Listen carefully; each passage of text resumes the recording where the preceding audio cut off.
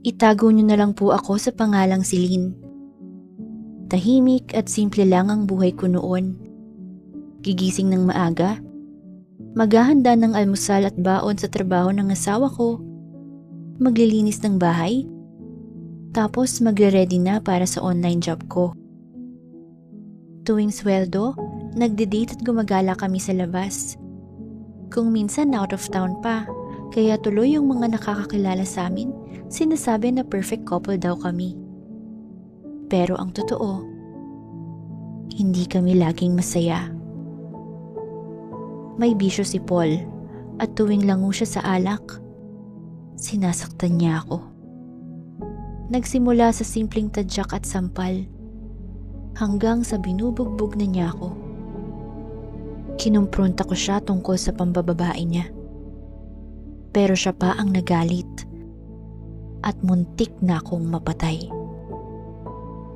Kinabukasan, pag-alis ni Paul para pumasok sa trabaho, tuluyan na akong lumayas. Tinawagan ko ang childhood friend kong si Rhea. Siya lang kasi ang kaibigan ko na hindi pa na-meet ni Paul.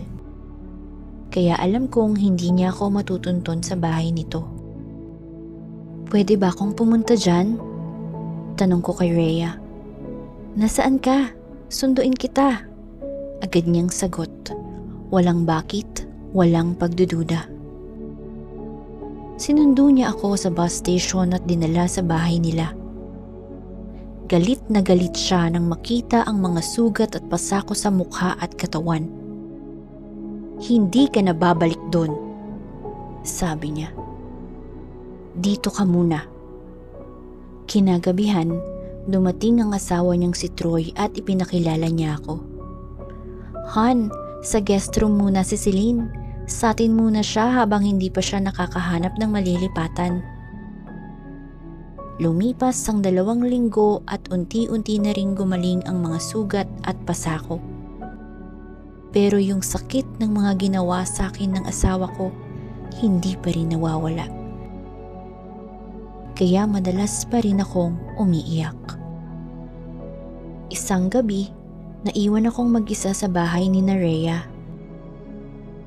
Nag-overtime kasi siya sa work. Si Troy naman, nag-out of town at bukas pa ang balik. Sa sobrang lungkot ko, naisipan kong mag-inom. Pero sa kalagitnaan ng pagmumukmuk ko, biglang dumating si Troy. Maaga raw natapos ang meeting nila ng kliyente niya, kaya napaaga rin ang uwi niya. Okay ka lang? Tanong niya. Umiling ako. Wala na akong lakas para magpaliwanag. Hindi ka na niya masasaktan dito. Pabulong na sabi niya. Tuluyan akong humagulgol. At sa kahinaang iyon, doon ako nagkasala. May nangyari sa amin. Hindi ko plinano at lalong hindi ko ginusto na saktan ang kaibigan ko. Nadala lang talaga ako ng emosyon at kalungkutan. Kinabukasan, pareho kaming tahimik ni Troy. Parang may kasunduan na kalimutan na lang ang nangyari. Tara Celine, sabayan mo na kaming mag-almusal, sabi ni Rhea habang nakangiti. Nang mga oras na iyon, gusto ko na lang lamunin ng lupa. Nagsisisi ako sa ginawa ko. Paano naatim ng konsensya ko nasaktan ang kaibigan ko? Buong araw akong nagkulong sa kwarto, umiiyak, palihim na humihingi ng tawad. Pero kinagabihan, napagod na akong tumakas. Rhea, may sasabihin sana ako. Tumingin siya sa akin, agad nag-alala. Tungkol ba kay Paul? Alam na ba niya na nandito ka? Hindi, sagot ko. Tahimik lang siya na naghintay sa sasabihin ko. Rhea, sorry. Hindi ko sinasadya. Sorry saan? Nagtatakang tanong niya. May nangyari sa amin ni Troy kagabi. I'm so sorry. Anong ibig mong sabihin? Sorry. Kasalanan ko. Sa bahay ko? Tumango ako.